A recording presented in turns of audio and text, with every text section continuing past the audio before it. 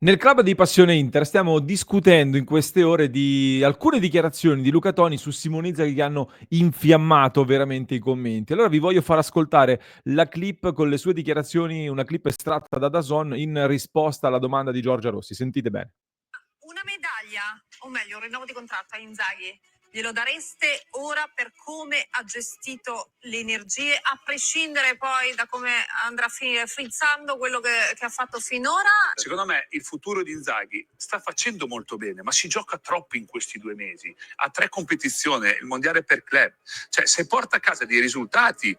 sta facendo qualcosa di straordinario. Però tocchiamo per i tifosi dell'Inter, però se dovesse andare male in Champions, va male in Coppa Italia, va male il campionato, come fai tu a rinnovare secondo me un contratto Inzaghi? Poi magari la vedo io così. Io ti dico solo, però adesso manca 2 mesi, tu non vinci il campionato e non vinci la Coppa Italia, non è più una stagione così bella. Se invece se tu vinci il campionato e Coppa Italia è tutto un altro discorso.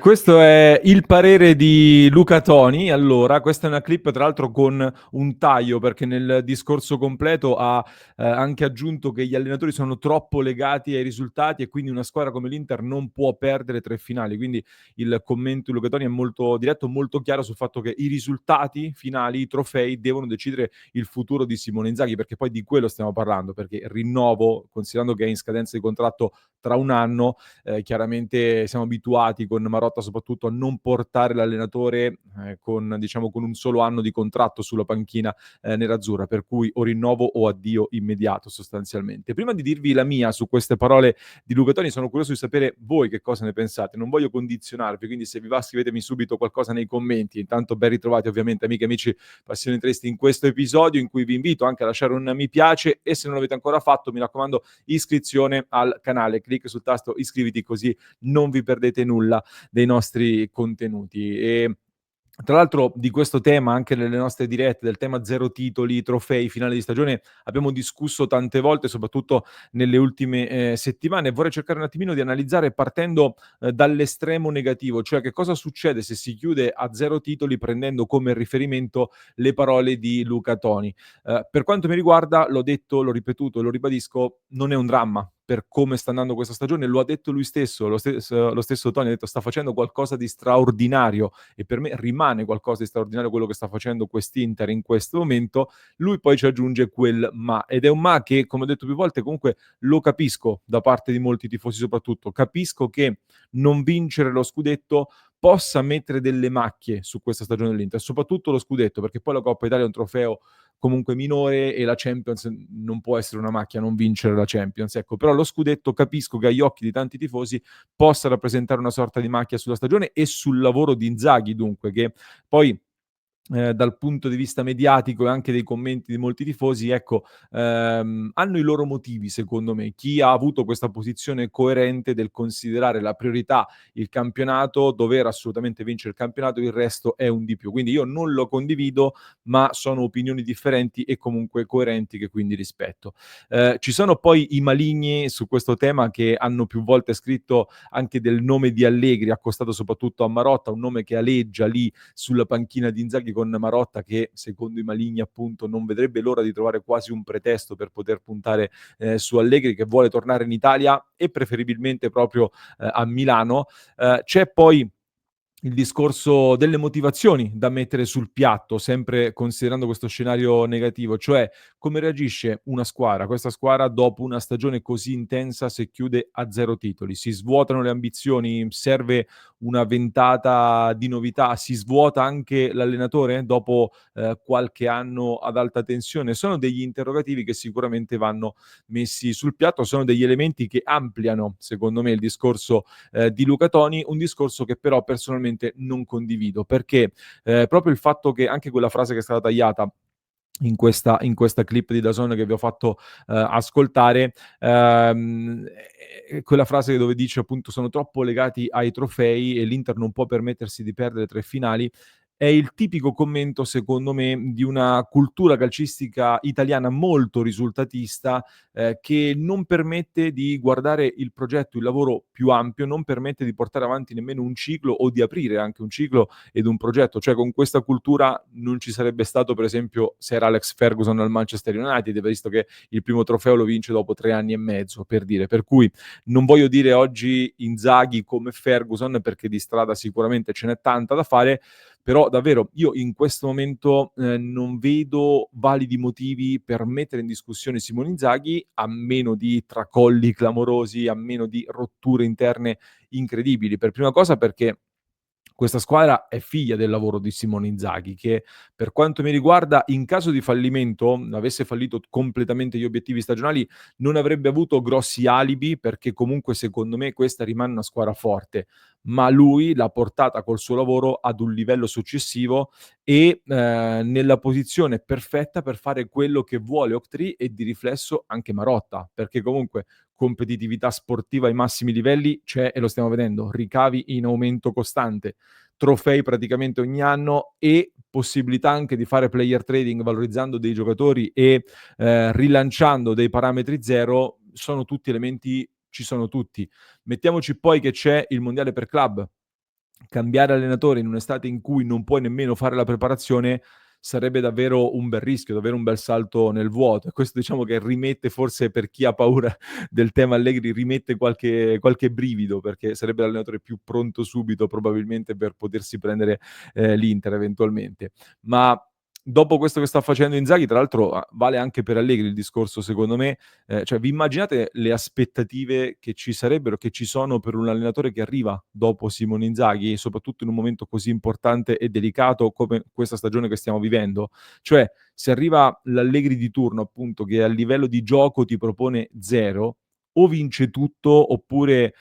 dopo 4 anni di ottima Inter, anche a livello europeo, dopo la prospettiva che abbiamo assaggiato di arrivare in fondo in tutte le competizioni, o vince tutto o sarà massacrato veramente dai tifosi, visto che di gioco ce ne sarà molto poco probabilmente. Per cui, a meno che non sia Simone Inzaghi a voler andar via, non vedo altra strada se non quella di proseguire appunto con Simone Inzaghi, magari dandogli anche qualche rinforzo di spessore in più, soprattutto la prossima estate in cui spazio per fare mercato c'è. E a proposito di mercato,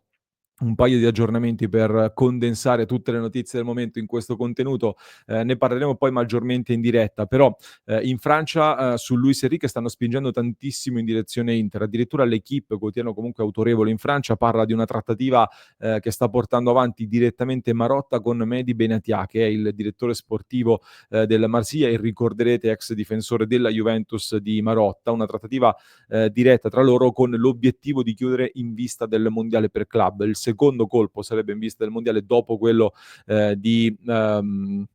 Petar Sucic, e con la possibilità di farne anche un terzo, perché l'Inter vorrebbe prendere anche un attaccante in vista del mondiale ed evidentemente un nome da tenere d'occhio è quello di Jonathan David, l'attaccante dell'Lille in scadenza di contratto. Su questo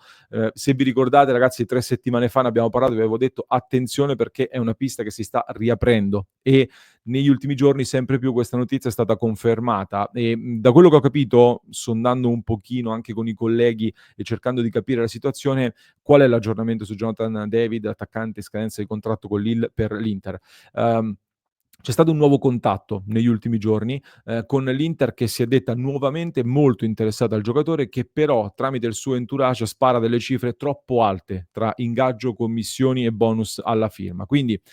se il giocatore non trova accordi con altre società in questa fase e abbassa le pretese, l'Inter torna prepotentemente alla carica con una proposta di contratto che è già pronta per il giocatore, che arriverebbe, come detto, a parametro zero, ma con una spesa importante tra commissioni e bonus alla firma, che l'Inter vuole cercare di abbassare. E qui, particolarità, curiosità,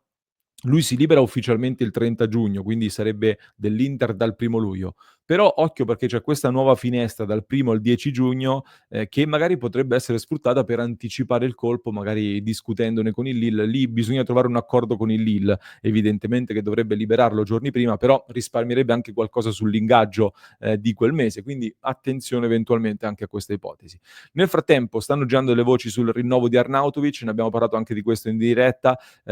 il giocatore avrebbe dato la sua disponibilità a un rinnovo, ma al momento rimane più fuori che dentro. Questa è la sensazione. Poi, per chiudere con le altre notizie del momento, ci stiamo preparando veramente al momento più intenso degli ultimi 15 anni di Inter, perché tra Bayern, Bologna, Milan in Coppa Italia e poi la Roma siamo in un momento storico. E la buona notizia è che, bene o male,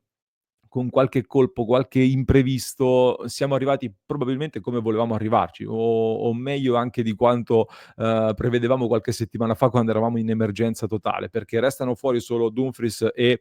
Zielinski, che comunque sono assenze pesanti, soprattutto Dumfries secondo me. Sono però recuperati praticamente tutti gli altri, perché c'è stata la possibilità poi di farli ruotare quasi tutti, quindi è probabile che tra Bayern e Bologna soprattutto, e forse anche il derby, le rotazioni saranno un pochino più limitate rispetto alla grande gestione che è stata fatta fino a qua. Ci giochiamo il momento decisivo, i compiti a casa sono stati fatti, come abbiamo detto l'altro giorno, è il momento di raccogliere. E allora stasera in live faremo anche una preview in vista della partita di mercoledì. Mi sono rivisto ieri mezz'ora circa di sintesi di Bayern Monaco Borussia Dortmund, e ho visto il Bayern con un Gnabry impressionante che immagino giocherà. Ha prodotto tanto davanti, però ha mostrato anche i soliti problemi difensivi, si è mangiato qualche gol, c'è stata un pochino di pretattica su alcuni possibili recuperi, sono tornati Coman e Pavlovic, non recupera invece Neuer e direi nemmeno Upamecano. In casa Bayern hanno parlato tantissimo in queste ore, con un po' di strafottenza, un po' di superiorità, dicendo che devono continuare a fare queste prestazioni qua così, perché con l'Inter e col Dortmund, se fanno, ecco, di nuovo la stessa prestazione fatta con l'Inter e col Dortmund, hanno creato più degli avversari, sono stati solo imprecisi, quindi se giocano di nuovo così passano loro. Questo è un po' il concetto che ho cercato di tradurvi. Lato nostro, chiaramente le vediamo come dichiarazioni di superiorità, e dobbiamo anche noi caricarci dicendo: vedi, loro ci considerano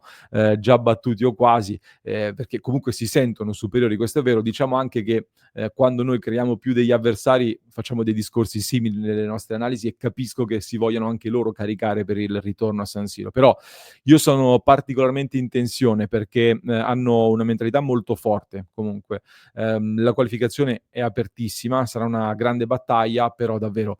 stiamo vivendo il momento più importante, e arrivarci meglio di così è davvero difficile, e fare meglio di così è assolutamente complicato. Al di là di quello che dice Luca Toni, noi ce la vogliamo godere e vogliamo provare a fare il massimo, fermo restando, come dicevo e come torno a ribadire, che non possono essere solo i trofei a cancellare il lavoro che è stato fatto su questa Inter da Simone Inzaghi e da tutto il mondo Inter. Fatemi sapere però se siete d'accordo oppure no, vi aspetto qui sotto nei commenti, perché magari non tutti siete d'accordo, anzi mi piacerebbe